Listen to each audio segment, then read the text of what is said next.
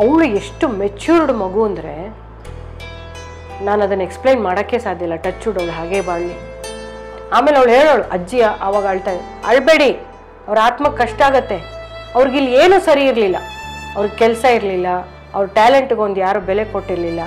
ಇನ್ನೊಂದು ಯಾವುದೋ ಹೊಸ ಬಾಡಿ ತೊಗೊಂಡು ಬರ್ತಾರೆ ಬಿಡಿ, ನೀವು ಅಳ್ಬೇಡಿ.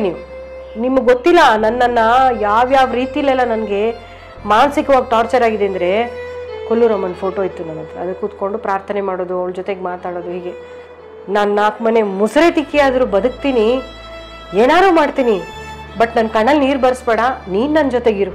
ಆ ಭಯ ಯಾಕೆ ಬರ್ತಿದೆ ಅಂತ ನಂಗೆ ಗೊತ್ತಿಲ್ಲ. ನಾನು ಸಾವಿಗೆ ಯಾವತ್ತೂ ಹೆದರ್ಕೊಂಡವಳಲ್ಲ. ಆದರೆ ಇಂಥ ಗಟ್ಟಿ ಇದ್ದ ಮನುಷ್ಯನಿಗೆ ಈ ಥರ ಕಾಯಿಲೆ ಬಂದು ಹಿಂಗೆ ಹೋದ ಅಂದರೆ ನನಗೇನಾದ್ರು ಬರ್ಬೋದಲ್ವಾ?